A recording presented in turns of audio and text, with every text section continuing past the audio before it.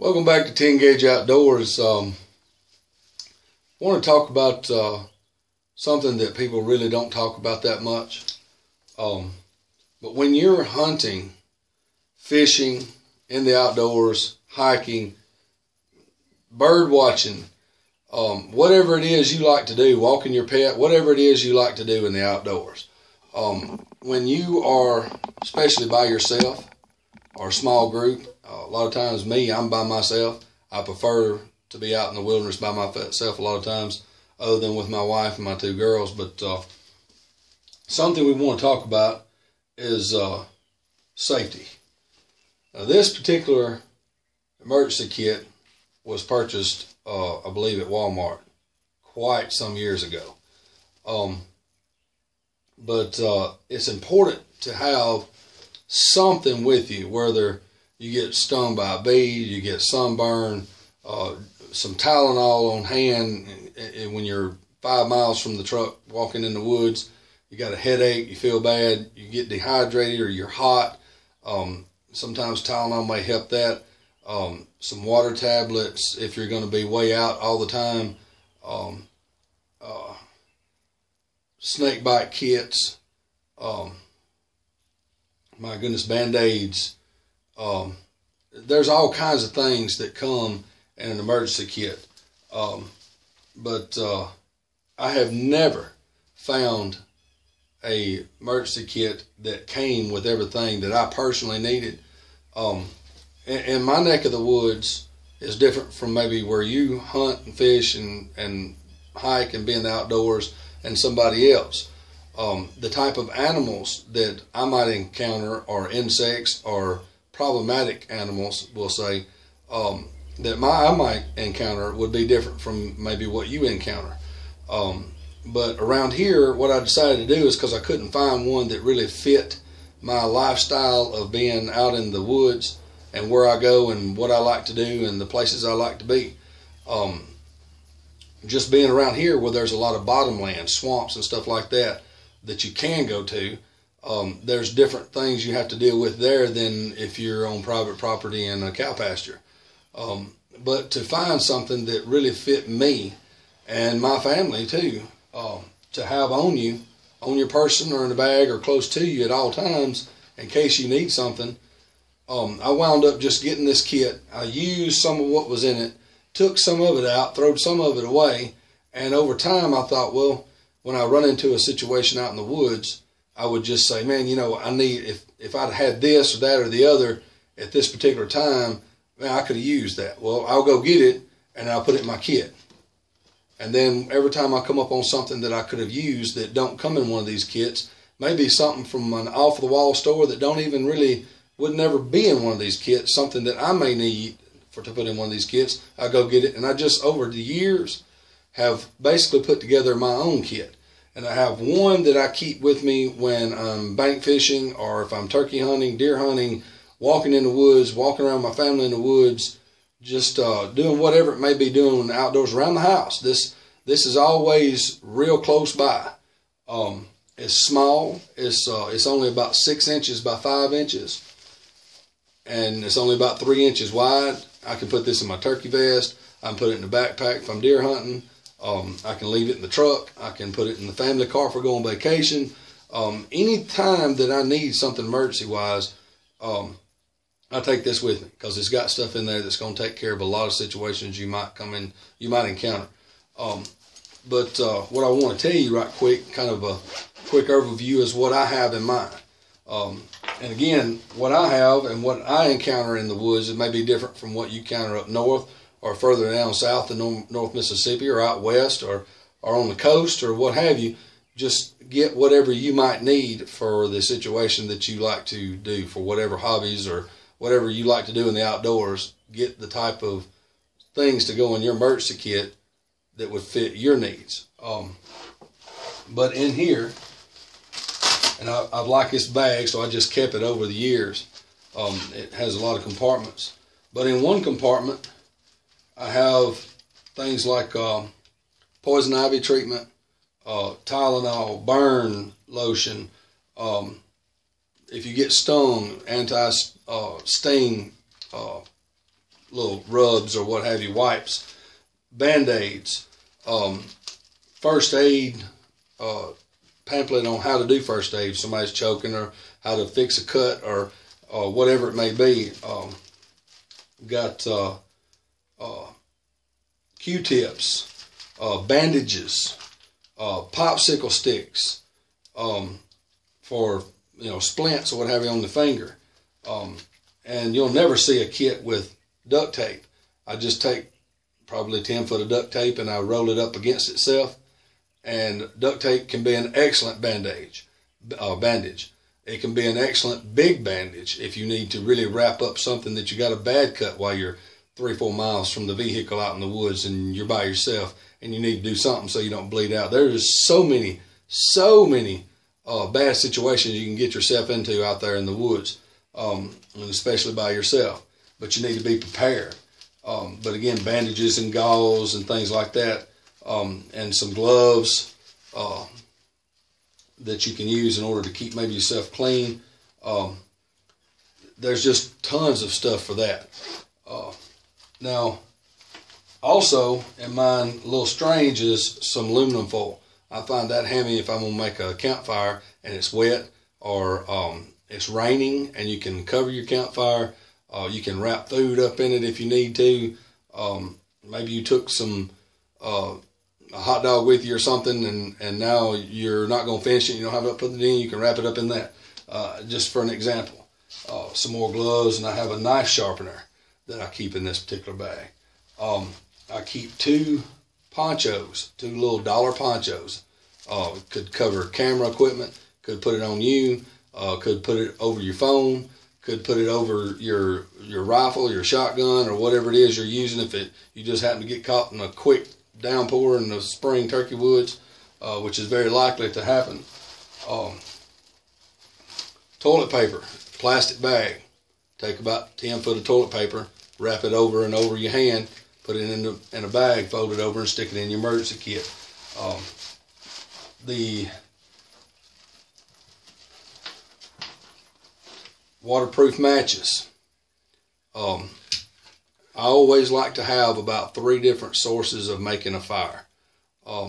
These waterproof matches here, they're thick, they're waterproof themselves, and they're waterproof box. They got a striker on the outside. Invaluable. I've used these at home because I didn't have any matches anywhere else. We don't really use lighters except for having in these bags and for fireworks and things like that. But we didn't have a lighter. The lighter was out. Didn't have matches in the kitchen. And I thought, hey, I got some matches out there. We got the fire going. We'll hang out with the family around the fire. Waterproof matches.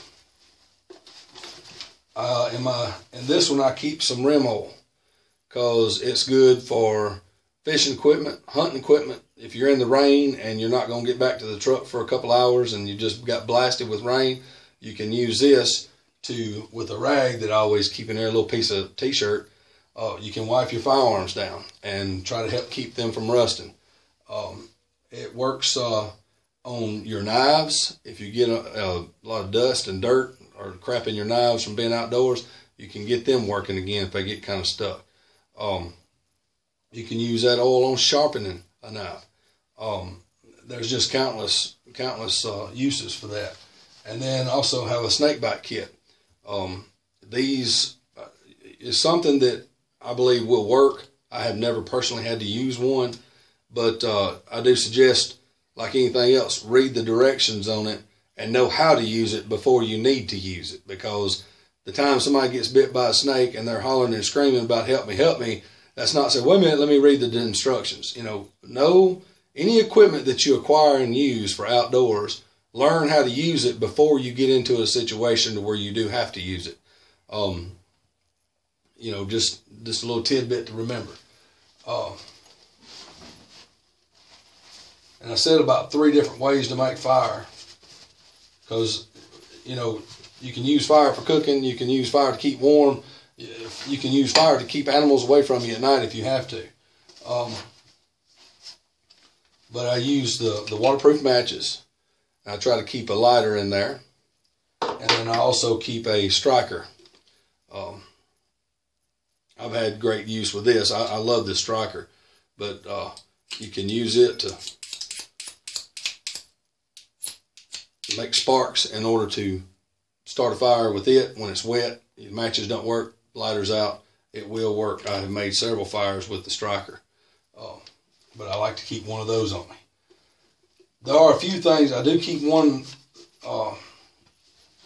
emergency kit, or what I call emergency kit, on the boat, and then one that floats around when we're doing everything else. There are a few things that I use different on the boat that I would if I was turkey hunting, but just a few, like motion sickness for some people that may get on the boat and they get hot, you don't have enough water, and you get a little queasy, you hadn't really eaten much, and some people do get motion sickness. I got some stuff for that. There's a blanket in that one that will kind of keep you off the sun's reflective type blanket, a little emergency blanket. If somebody gets wet and they can't get dry, that will help absorb some of the heat from the sun. You got a downpour, that'll help protect you a little bit better than a little poncho would. There's just a dozen reasons for that. But there's a lot of times people say, well, you know, I'm going to go hunting, or I'm going to go fishing, or I'm going to go hiking, I'm going to go bird watching, I'm just going to go walk around in nature for a while and relax. Well, you know, when you go get there's a few things you need to do, like get your hunting license or get a license to fish or whatever you're going to go do. You need to check your surroundings and where you're going to go to get permission or see if you can go there. And then you need to have the firearm or fishing pole or whatever you're going to use to do what you're going to do. But there's so many more things when you get into the outdoors that you need to kind of plan for. And emergency kits is not really what a lot of people talk about. They just assume everybody knows and everybody does it. But a lot of people don't, and they forget it, and they don't have anything until they get in a situation where they need it. And then they don't have it, and then they have to call for help and wait for help, and then if help can get there, or if you even got cell phone service. Where I go, there's a lot of times there ain't no cell phone service. You got to be able to make it on your own. I'm a stickler for the safety aspect of things. I like to have a plan B. I like to have a way out when I go into a place. I expect the worst and hope for the best. Going to have a good time, and you can't be scared every time you go somewhere or worried about something all the time. You can't have a good time. But I remember when I was a kid, I've told my wife and my kids 100 times, you know, we'll go out in the woods, we got all this safety equipment, and everything's duck checked and double checked and triple checked, and we got everything we need, and we got more than what we need. Make sure everybody's comfortable and have to tote and make many trips and this, that, and the other. But I've told them many times, you know, used to when I was a kid and hunting, we didn't have cell phones. We didn't have emergency kits. We might have had a couple of Band-Aids with us or something. But usually we just had some bologna and some cheese and some crackers, and we'd say, all right, we'll see you when we get back. And that was it. And we made it back, we did. If we didn't, we didn't. And if we didn't come back by dark, they'd send somebody after you. But, you know, that's a different time, though. Luckily nowadays we have the cell phone and get a little bit more help than what we used to could. But I really stress to, if you don't have some kind of a safety kit, small, big, large, whatever, something's better than nothing. And when you need it, you'll be glad you got it. So I just wanted to talk about that and touch base on that for a minute, because so many people don't think about, you know, safety or emergency kit or first aid, whatever you want to call it. But it can be very inexpensive. I think you can go to Walmart and get some little emergency or kit of some kind for probably under $10 to get started. And just, you know, throw it in the car, keep it around so you got it. You may even run out of Tylenol in the house, or you may need some Neosporin or some burn cream or Band-Aids or something, and you're out of them at the house, and you think, oh, well, that's all right. I got my emergency kit out there. I can get something out of it until I can go to the store and get some more and replace it. So anyway, just want to help some of you. And again, you know, a lot of this stuff is going to be for the newer outdoorsman or outdoor lady, as it may be. And if you're going to be traveling out in the woods or by yourself or with other people, and you're going to be away from, because where we are in rural America, we can walk out the back door and be in the woods, you know. So, and a lot of people, I realize that, you know, they're out there, all they ever see is concrete and asphalt and skyscrapers. That's okay. But you still might need an emergency kit for your situation. It may be a little bit different. a little more of an urban setting, you know, that you may need. But I just stress people have an emergency kit of some kind on the person or in a bag or near them where they can get to it in case they need it. Because you just never know. You just never know. Thanks again for watching 10 Gauge Outdoors, and maybe this was helpful. Again, I appreciate you watching, and we'll see you on the next one.